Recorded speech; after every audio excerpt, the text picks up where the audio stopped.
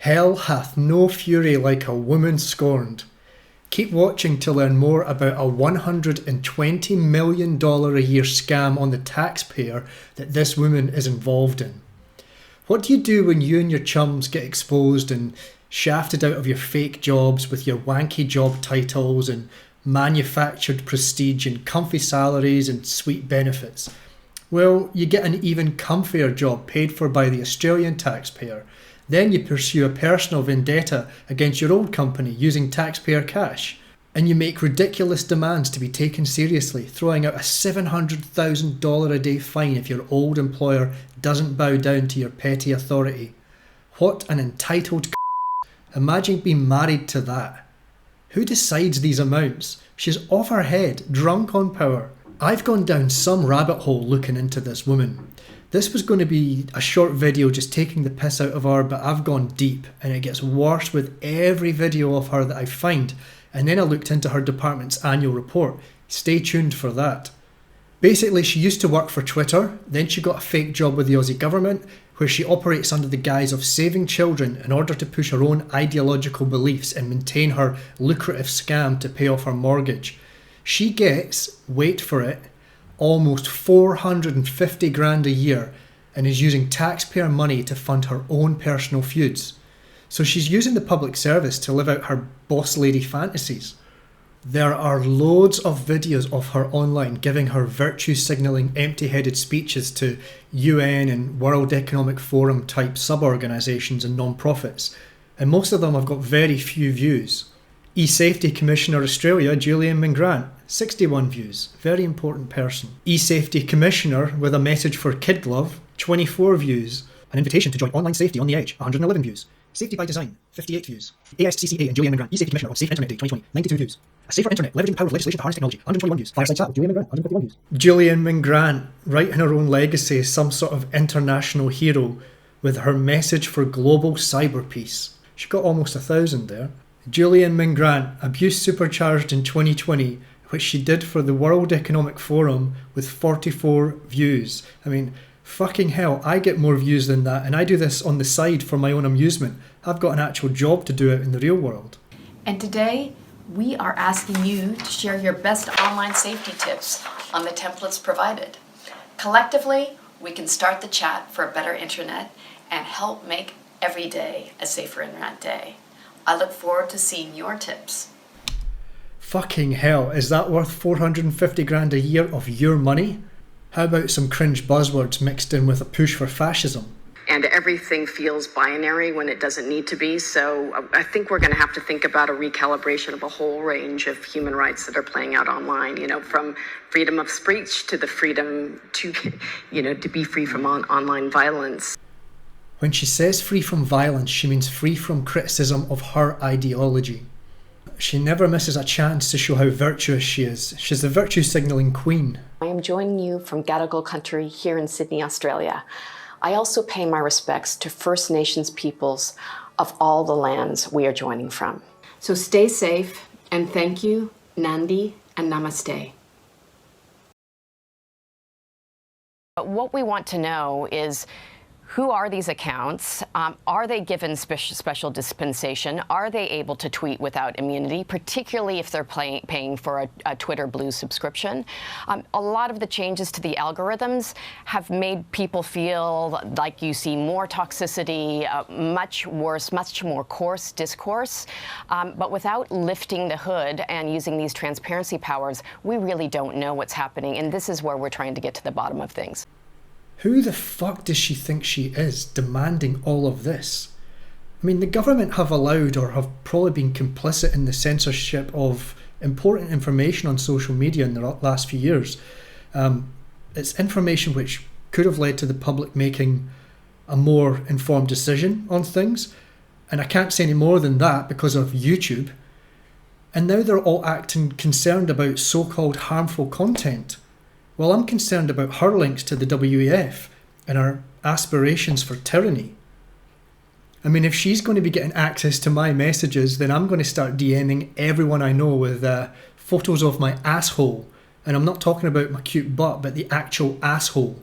So that she has 100 close-up high-definition images of that to look through. Speak truth to power. Speaking truth to power, another ideological slogan they always throw out, and it's usually by some rich talking down to us plebs. So I guess this is me speaking my truth to her power. But she won't allow it to be framed like that. She'll twist my criticism of her as toxicity. Toxicity. Which will then allow her to ask for a pay rise next year and more funding for her ever-growing department. I actually saw day in and day out when I was at Twitter. When I joined Twitter. Targeted abuse, particularly those targeting women, those who identify as LGBTQI, those with a disability, those of different ethnicities and religions, misogyny and racism. The racist, sexist, homophobic, xenophobic, Islamophobic, you name it. Moving on to the annual report. So I looked at the data. This will make you drop a bollock. Now, before I go over this, keep in mind that it doesn't matter how useful or useless these bureaucrats are, because they always find unique and impressive ways to articulate their worth. It's all smoke and mirrors. Yuri Bezmenov is one of many to have pointed this out.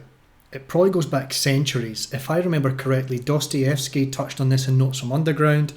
Aldous Huxley, of course, predicted the overly organised and hierarchical systems of bullshit, and maybe also in Utopia by Thomas More, but I can't remember for sure. So this is the annual report for the Australian Communications and Media Authority, which the E-Safety Commissioner and her department fall under. It's 234 pages long, and that's for a good reason. It's one huge deflection from just how little they do. Few people are going to read all of this trash. Most of it is probably a copy and paste job from other reports they've written over the years. They have got very pretty graphs and they've got a page listing all of their achievements, but I've covered before how this means absolutely nothing, whether it's in the corporate world or the public sector. For example, I've previously looked at the Youth Affairs Council of Victoria and how they try to justify their worth for the millions they take from the taxpayer, all while they're actually running an ideology farm, and their annual output is basically a handful of newsletters and a propaganda video aimed at manipulating your kids. I'll put the link in the description below. So where does all the money come from and how much do they get? Well, almost all of it is from the taxpayer. The agency in total gets 121 million from the government, and of that, 47 million is used up by the e-safety scam. And I think for that it's those two figures there combined. Let's have a good look at the stats they use to justify their existence. So they lead with promoting online safety. We had over 1.59 million unique website visitors. Absolute load of bullshit. We provided online safety education. We had over 133,000 participants. The majority of that will be probably public servants who are, working from home, who register to do some online webinar and they get some credit at work for doing it.